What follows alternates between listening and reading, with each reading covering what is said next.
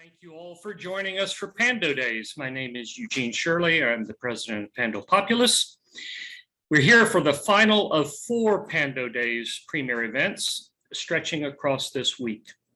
Today, we'll be hearing from the Cal Poly Pomona and Cal State Northridge teams. The sustainability challenge they're taking on is in the open call category. Theoretically, it could be anything that falls under the goals of sustainability. But both schools chose to focus on food and food security. And so that's what we'll be hearing today. Our consulting partner for this challenge is the Chief Sustainability Officer Task Force for LA County, represented today by Mark Spears, whom we'll hear from shortly. Most of you joining this event today know the not so secret goal we have here at Pando to connect educators and their students to a big plan, the one that really matters, the Los Angeles County Sustainability Plan, the boldest regional sustainability plan in the nation. With Pando Days, we aim to catalyze projects that offer innovative solutions to the problems that are facing the Southland, problems of food, community, shelter, transportation, and more. The good news, we're succeeding. 4 of last year's Pando Days projects were picked up by outside funders. To date, 12 colleges and universities from across the Southland have participated, innovating 21 separate projects. Now, the best news, you're seeing the results of Pando Days 21 premiered for you this week, coming from the participating colleges and universities that have dedicated full courses, studios, or labs to this work. And then on January 16, we hope you all join us for the conclusion of the Pando Days 21 season with our online finale.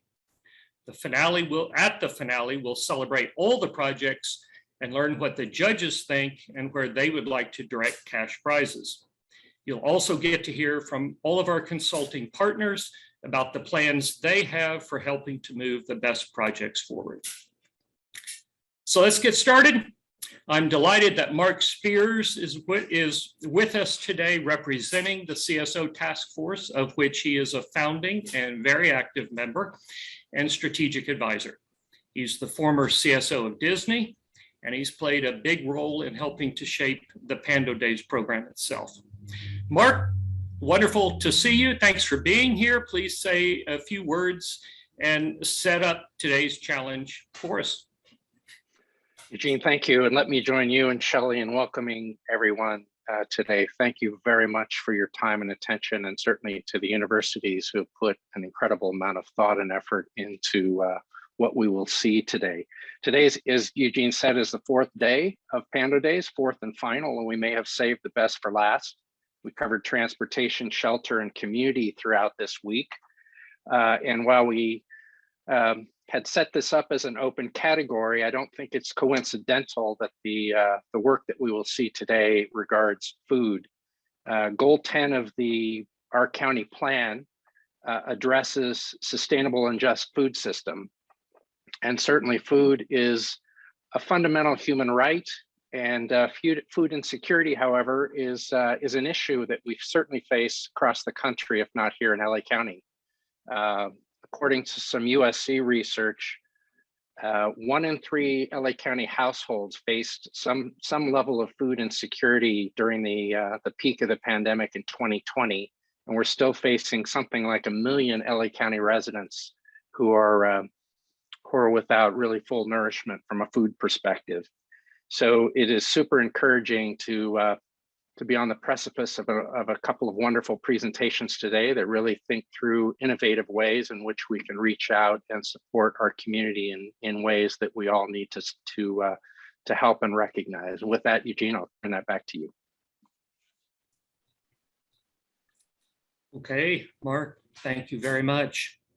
So now we're going to hear from the teams that have focused over this last term on innovating new ideas to support sustainability goal number 10, which calls for a sustainable and just food system that enhances access to affordable, local, and healthy food.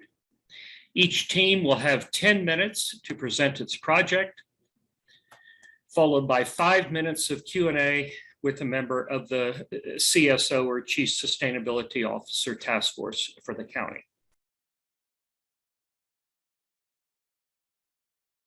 First up, Cal Poly Pomona, their submission, Foodways Connection, mapping food resources to build food security in LA. I'll pass things over now to the team lead, Kathleen Blackistone, and let her introduce the rest of her team.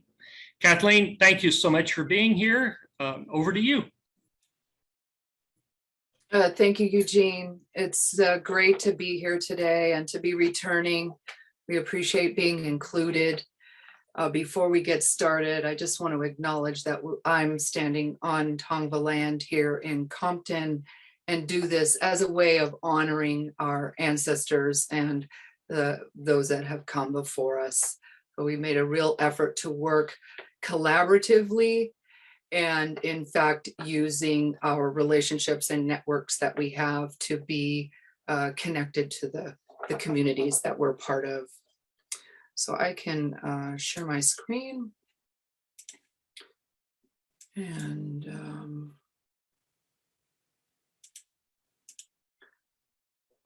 go through this deck. So we are a group of scientists, plant scientists, geographers, food and nutrition scientists, architects, engineers, and social scientists. And we put together this work over this semester. And in fact, it was not part of a class. We were volunteering our time. We are passionate about this issue and know that there are ways that we can improve the food security in our city. I think we just heard quite clearly from Mark and Eugene about the sustainability plan goal number 10.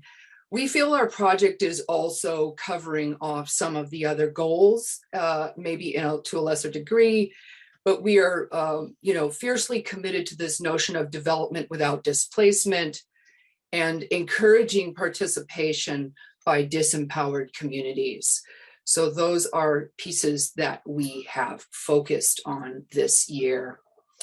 The need is great. We already heard, over 1.5 million people are food insecure in our county, and it's estimated to be one of the largest populations of folks without resources to food in the nation. And we talked about that during the pandemic. Yeah, it was 1 in 3 households. We're back to being about 1 in 10. But to be clear, hunger is that personal physical sensation of discomfort. Food insecurity, it really is referring to this lack of financial resources for food at a household level. There's additional negative impacts connected with that include poor nutrition, challenges with cognitive function, sleep, mental health, and in fact, the diet-related diseases of obesity, hypertension, and diabetes. So we feel like we have a better chance of improving food security if we share power with communities seeking change. We want to use the data that we've uncovered this year to inform, learn, adapt, and really improve what those numbers look like. Last year, I just end here with a reminder that our vision was a foodway every quarter mile in our city so that people had access to good food. This year, we examined how close are we to that goal? And perhaps more importantly, how can we begin to achieve this? I'll introduce my colleague, Ms. Priscilla Torres. Hello, everyone. I'm Priscilla Torres. I am a senior at Cal Poly studying agriculture science and urban and community agriculture. So what we're looking at here is our first map. We started with data points collected with Cultivate LA website, social media posts, and the certified producers and farmers markets list. And we scrubbed the data down to 359 identified foodways throughout LA County. And these foodways include urban farms, community gardens, farmers markets, community fridges, and healing gardens. And these are community-oriented foodways that often get overlooked in regular and traditional data analysis.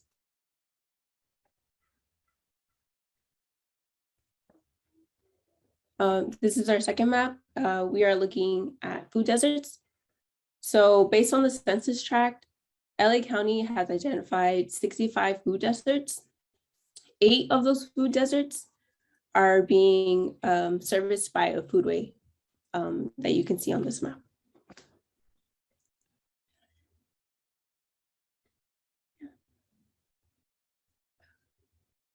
And here we have land coverage.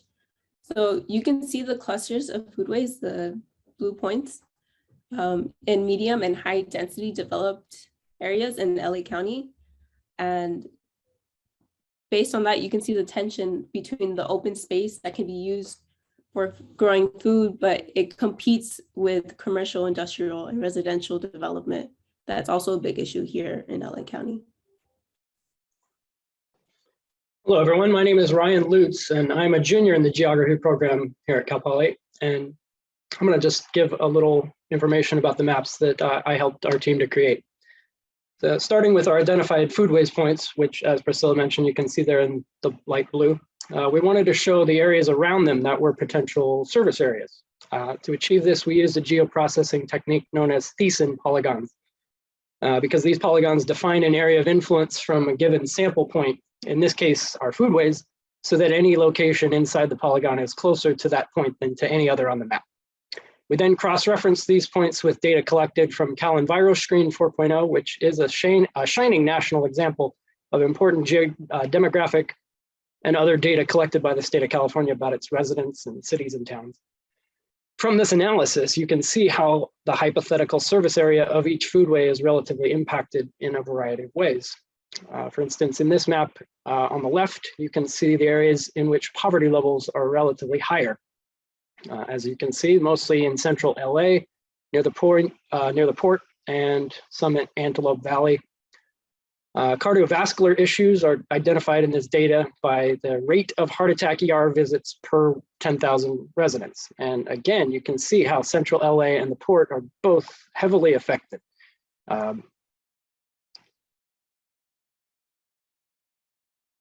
As well as, Antelope Valley, San Fernando Valley as well. And then on the last slide there, you can see how the population intersects with these foodways, highlighting areas in which more people rely on single foodways. And then lastly, our pollution map on the right there shows once again how foodways in central LA as well as those in East LA are all burdened by pollution.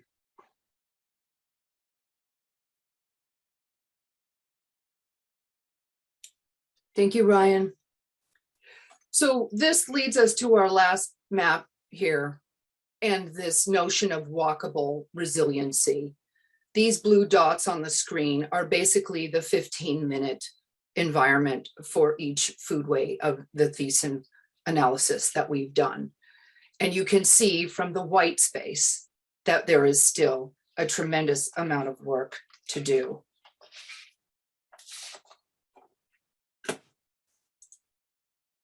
So we return to these notions of equitable food-oriented development. If you recall from last year, we realized that access alone is really not enough. And we're seeking to understand these social, environmental, and economic conditions that are impacting our low-income residents through the use of an inclusive and accessible protocol that leads to this civic science and civic action. This is really only possible because we took an interdisciplinary approach. The maps have revealed where communities who are most in need are the ones that we've chosen to support and build solidarity with. We've tried to make this issue more approachable and use these tools to showcase why we're focusing where we are.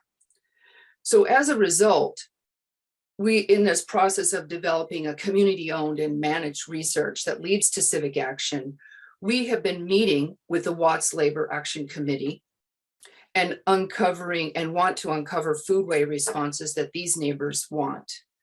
We know that food systems are a great container for health and community development because many low-income residents have a rich heritage in food production. We have prepared initial opportunity maps so that we might conduct a food audit. We've reviewed these with the team there and are basically ready for the next step. They have a community commercial kitchen that they will be installing up here at the new Mudtown Farms. They have the resources to build out the structure, but not the information on what their community actually wants and needs in that commercial kitchen. So there's programming, there's the actual food business, incubation, and a number of other areas that they would like to have uncovered. And because food can mend our social and economic and political fabric of our city, we feel it's been essential to uncover these spaces in ways in which this mending can take place. Our maps have revealed these areas for deeper exploration. And we chose to work with Watts Labor Action Committee because they have been active for many decades in this neighborhood. And they've been working to connect health outcomes, economic development, and community power. We know that foodways offer a common thread to continue the mending. And we asked Pando to commit financial resources to continue the work on the ground, in the field, in the kitchen, and with our most burdened communities. Thank you. Thank you, Kathleen. A very powerful and fascinating presentation, of course. Here to respond to the Cal Poly Pomona project is CSO Task Force and Advisory Council member Robin Eason. Robin is the Long Range Planning and Sustainability Manager for the City of West Hollywood. Robin, over to you. Thanks, Eugene. Hi, everyone. Hi, Cal Poly team. That was an incredible, powerful, short presentation. It was such a tease to me. I wanted to know so much more. And I'm sure you guys have been working really hard behind the scenes. So, I don't know, maybe a coffee time at some point in the future is in order. But I think I just wanted to start out by really applauding and uplifting how intersectional the thinking has been around the power of food and how food security really enables and empowers communities to be able to take care of themselves and their families and each other. I think that's a really important point. I also love the intersection of economic justice and public and community health. I think all of those benefits that come from the central source of having enough food and having a place that it can be grown locally are just essential principles to uplift. So just applauding you for that comprehensive approach. I guess one of the questions I had related to the community kitchen was just in terms of maybe like the programming for that, how or what is the vision, if there is one yet, of getting the inputs from the community to really outline what magic will happen at that community kitchen? Thank you, Robin, for those kind words and your question. I also want to share, we do have a ARC GIS story map that has a lot more of the details and some maps where you can actually zoom into each Thiessen polygon and the foodway and see population, just have a better sense of a more zoomed in look, which is why we chose the Watts group. We started our conversations that they need to lead the science, right? That they want to find out what their residents want, what food they should grow in the field, and then what kind of need there is in their own community. They're doing a great job using the farm and sharing food only in their own community. So they have a lot of practice with that. And so we would be there to partner with them, do the analysis. You can see the skill set that Dr. Granko and the students have built up around the geography piece. These are the skills that we want to bring to the table and look at what it's named in science today as community-driven science, different from citizen science, which is when we volunteer to help a researcher answer their own question. This is for Watts Labor Action Committee and their partners to create the questions that we will then gather data and present on. Got it. I love it. Yeah. And you actually answered my other question, which was, was there a way to kind of really drill down into the maps? Because I think that as you start to tell your story, that'll be a really important piece to kind of keep in the forefront for funders and other folks that might want to invest in what you all are doing. So happy that that's already been thought of and is available to some extent. So great job. That's all I have. Thank you so much, Robin, and thank you again, Kathleen and your team.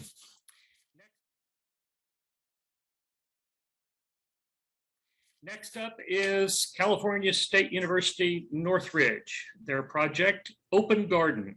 Download app, unlock gardens, reimagine equitable foodscapes. And they focused on Pomona as the test case location for their idea. I'll pass things over to team lead Nat Zappia, who's also the CSO of CSUN, and I'll let him introduce his colleagues. Nat, over to you. Thank you, Eugene. Hey, everybody. As I'm doing a brief intro, Michael, if you want to, you can pull up our presentation. First, it's an honor to be here. And as I wanted to also start our presentation, I'm just going to be very brief. I'm going to pass it over to Michael, but to recognize and honor the Tataviam Nation, who is ancestral to CSUN, to the San Fernando Valley, and where our campus is now. And we work closely with them, with the nation, on a variety of projects, particularly around mapping and ecological knowledge. So their ecological knowledge has informed many aspects of our project. So just wanted to recognize the nation as well. So I have the delight to introduce, my name is Nat Zappia. I'm the director of the Institute for Sustainability at CSUN and a professor of history. And we have as you can see here on the team names, we have the three of us working on this project. So I'm just going to introduce them really quick and then 3 quick points, and then I will turn it over to Michael. First, Richard Lee. He is the co-creator of the Open Garden app, which you're going to learn about in a second. He's the tech lead on the project. He's an app designer, and he designed the infrastructure for the app. And he's currently the senior technical specialist for retail and consumer goods at Microsoft. So, he's here today as well. So hopefully he'll be able to jump in during the Q&A. Hey, Richard. And then I've introduced myself. And then, of course, we have the star of the show today, Michael Totten, who is the graduate student in the history department at CSUN. And he is the third pillar of our team in our Open Garden project, beyond even the Pando project. So it's been an honor to work with them and to really dig into this project. So 3 very quick points. First, we do know how to spell garden. I know garden is usually spelled with 1 A. We are using the garden that is an umlaut. So it's a double A. That's in Copenhagen in Denmark. They use the umlaut over the A, which is a double A, and that's kind of the history of our project. We were inspired by the urban farms and gardens that are still being built and utilized by the community in Copenhagen. So that's kind of the origins of that. Just wanted to make sure you all know that we know how to spell. Just wanted to throw that out there. Second thing, just wanted to, of course, thank Pando again, and in particular Judith Parker, who has been mentoring us throughout this whole project, and also our colleagues at Cal Poly Pomona, we're inspired by this project. Of course, we see lots of overlap, as you see, but also last year, we all watched your presentation last year, and we've been working with Aaron for a while, and so we're really excited to hopefully collaborate on a variety of, to continue collaborating and be inspired by your work. So thank you for presenting today. And then finally, as I turn it over to Michael, I just wanted to thank and recognize Pomona. Pomona, the community is, as we all know, an extraordinary community, passionate nonprofits, urban farmers, policy folks, community organizations. We've had a chance to meet and learn from so many of them over this project, and just wanted to, as Michael will fine tune a little bit and talk about, just recognize the incredible work that they're all doing around food insecurity and all the other issues facing the city and the county. So with that, thank you again. And Michael, I'm going to turn it over to you.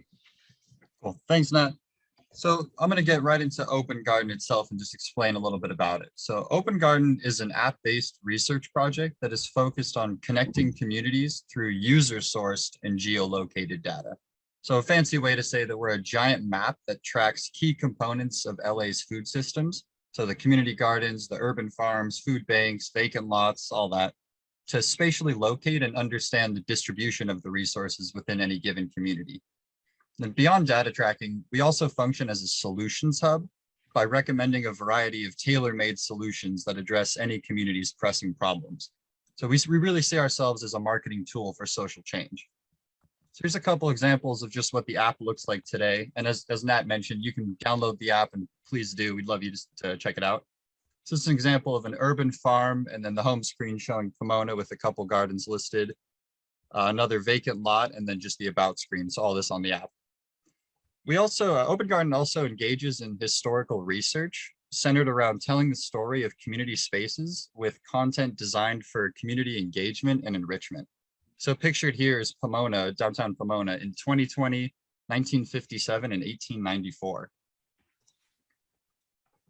So for Pando Day's open call, we chose to utilize the mapping tools and networking capabilities of Open Garden to address this issue of food insecurity in Pomona. So Pomona is a city in LA County, about 30 miles east of downtown LA, with a population of about 151,000. Some of the demographic standouts within Pomona are a 71.7% Latinx community, a 10.2% Asian American community, and a 10.8% non-ethnic white community. There's also an age gap. So in Pomona, 25% of people are under 25, while 10.6% are over 65. There's also a 17.9% poverty rate, which is 4.5% higher than the national average. Within Pomona, the 5 square mile here map here, identified as the transformative climate community, is the focus of our issue. So as Nat mentioned earlier, part of Open Garden is the field work that we do. So over these last few months, we've really gotten to encounter the rich and vibrant culture of community that exists in Pomona. So on one of our visits, we even managed to get this photo with the infamous Chicano muralists David Botello and Wayne Healy, who were standing outside of their mural that they had just finished in downtown Pomona. And Wayne Healy is also a CSUN grad, so shout out CSUN. So, what is food insecurity? As you heard in the last presentation, it can really simply be defined as just not having access to enough food or healthy food to meet one's basic needs. So according to a 2020 USDA study within the US, 1 in 7 people are considered food insecure. The USDA also identified nearly 12 million children and 7 million seniors that are suffering from food insecurity. And this is not only a local, but a global issue, made really clear by the recent pandemic. So think the long lines you saw at food banks or the cargo delays that were hitting international shipping worldwide. And then beyond the stats, there's a real human cost of food insecurity, which I think the last presentation did an excellent job of pointing to. So the shame in the situation is that around the world, more than enough food is produced to feed the global population, but as many as 811 million people still go hungry. So the issue is in the last mile of the food supply chain, as food is wasted or allowed to go bad due to various political, social, or economic factors. Think like regulations of food or food stigma. And so this picture shows the result of cargo shipments of food when they arrive behind schedule. So to address food insecurity in Pomona, Open Garden recommended a couple of solutions that were considered due to our data relationships and Pomona specific circumstances. So repurposing of vacant lots for food production was considered due to the identified surplus of vacant lots in Pomona, and Open Garden can help to make recommendations for the most feasible vacant lots for repurposing based on proximity to transportation, food banks, size of the plot, etc. We have a lot of data that we can show. Participation with Pomona Unified School District was considered due to the existing model of Lopez Urban Farm in Pomona, as well as some recently passed legislation that creates funding for this type of model. And lastly, adopting an existing app based on food rescue came out of our research of how other California municipalities were addressing this issue. So food rescue apps have been highly successful in other California areas like Napa County and Long Beach. And we were able to meet with the CEO and the CFO of a couple of these entities to gather these logistics. So any of these solutions are viable in Pomona, and there are plenty more that are not listed here that we have on our larger deck, so please go look. But the logistics behind such projects are listed on this slide, so I'll just take a moment here. So this is just a quick example of one of the vacant lots we noted. So Phillips Mansion is historically preserved property on a sizable lot that, like much of Pomona, was previously used as a site of agriculture. The mansion once had a thriving garden space for residents, which provided the space for community building and food access. Working with the Historical Society of Pomona, if a portion of land could be partitioned for agriculture, this marriage of historical storytelling, community space building, and food access could be extremely beneficial for Pomona residents. Addressing food insecurity in Pomona is just one rendering of Open Garden's data collections and networking capabilities, which can be adapted to any specific community and expanded with more funding. Our goal is to compare our data to that of existing entities to identify geographic relationships between housing, equitable community development, biodiversity, cultural and economic diversity. And lastly, we'd just like to thank Pando Populous for this unique and really important opportunity to bring focus to the important issue of food insecurity and to allow us the space to showcase our app's capabilities and potential. We again want to thank the amazing community of Pomona and the people that we've met with to discuss this issue and who are currently working hard in Pomona to solve and address these issues. So we really hope that any of our potential solutions can come to life in Pomona, and we would love to share all of our resources and notes to bring it into fruition. So thank you. Thank you, Michael, Matt, Richard, fantastically interesting. Luis Navarro is on this call right now. Luis is with Langen Engineering, and he's a member of the CSO task force, a member of the advisory council of the task force. And Luis is also, I know, keenly interested at the intersection of entrepreneurial ideas and sustainability. And so Luis, I'm sure lots has been going through your mind when you've seen this presentation. Over to you. Absolutely. No, thank you very much, Eugene. And let me just start off giving kudos to the team. I mean, first off, it is an exceptional idea, and it's applicable. You can actually, it's not theoretical. It's really something that you can be developed and at the forefront. And when I was reviewing the content, I thought that it was all still kind of conceptual. But then, during your presentation, it was great. I got on my phone and I went and downloaded the app, and look at it. Right. It's there. It's live. It's functioning. It's fantastic. And for those on the call, look at how interactive it is. You have different backgrounds. You can see all these this data. You can see farms. It shows wonderful pictures. It connects you. I mean, that's making me hungry right now for some great food. So kudos to you that just to see it actually really come to life. At the beginning of the presentation, Luis, by the way, you could zoom out around the world, just to let you know. Yeah. Oh, nice. Excellent. Yeah, I was checking out by my house, and there's information there as well. So So let me absolutely congratulate you for doing something that's pragmatic and actually applicable. At the beginning of the presentation, you talked about being kind of a solution center, and kudos as well for using CalEnviroScreen. I do a lot of work on sustainability, environmental and contaminated sites, and I find that to be a tremendously useful tool. And for you to have resourced or research that is important. In the way of a solution, I see a lot of sourcing, identifying the farm locations there. Has there been any thought about bringing in the other side, is the need? So you got supply and demand, and kind of identifying where there are certain concentrations of vulnerable members of the community that can really, leverage this information. Absolutely, I can take this one. Yeah. We were definitely, I mean, that short answer, absolutely. So we're looking into using ArcGIS, creating these population buffers around each food production site. Typically would be 2-3 mile demographic zones, which tell you kind of the makeup and general kind of information about those populations. And we would hope to use that to inform our policy, or use that to enrich our data to be used to inform policy moving forward for municipalities. So hopefully that answers that. Absolutely, no, that's great. I think involving the municipalities is key. One other thought, just to kind of see if you guys have thought through it, but you concentrate also on food waste, which is critical, and it really touches a lot of us very closely when you know how much food is wasted. And then I think about composting and the reuse of some of that material. So a concept out there is to look at potentially corporate partners who are providing, they're doing sustainability reporting, they're talking about ESG, they're looking at cradle to cradle, what they're doing to recycle their waste products instead of having it go off into landfills and whatnot.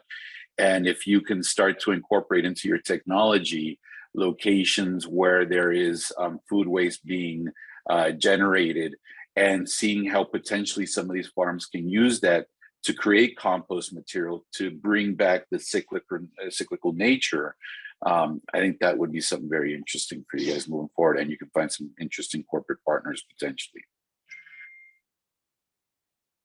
Thank you excellent. Thank you so much for that. Right now, we're currently in communication with LA Compost to develop that preliminary layer of composting sites. And we really wanted to move in that direction. So all the points you're making are exceptionally applicable. So thank you for that. Right. Excellent work. And I know we got to, oh, sorry. Oh, no, that's it. I know we got to move on. So we could talk, maybe I'll follow, we could follow up, have a lengthier. Absolutely, because I can speak to both of you for hours. There's no doubt. So fantastic job. Thank you so much. Thank you, Luis. And thank you again, CSUN. Mark Spears, let's go back to you. I know you also know your way around both the startup and sustainability worlds. I'm sure as you've watched both of the presentations, lots of ideas have also been circulating around in your mind. So over to you.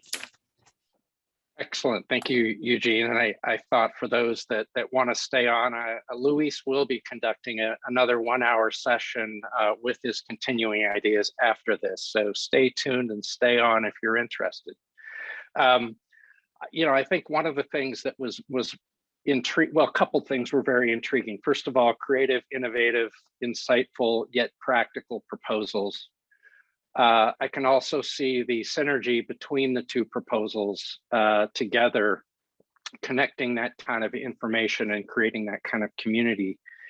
Learned a new term. I think Kathleen used community-driven science. And I think one of the other things that was so encouraging about both of these presentations is the community involvement and the recognition and respect given to those that are involved and ultimately are the recipients or beneficiaries of this, and having their voice incorporated. The notion of food waste, the fact that, perhaps the wealthiest country in the world loses something like 40% of its food through the supply chain at various points is deplorable. And clearly can see the opportunity that both of these initiatives have to start to solve for that in our area and perhaps then become role models for the rest of the country, which is, I think, what we're trying to, in a way, do here with various initiatives in the LA County area, is to really, if we can accomplish it in LA, you can accomplish it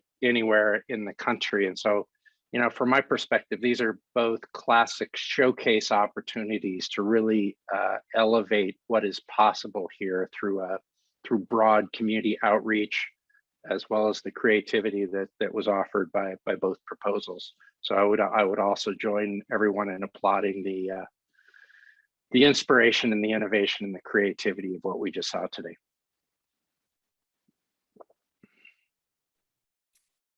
Thank you, Mark.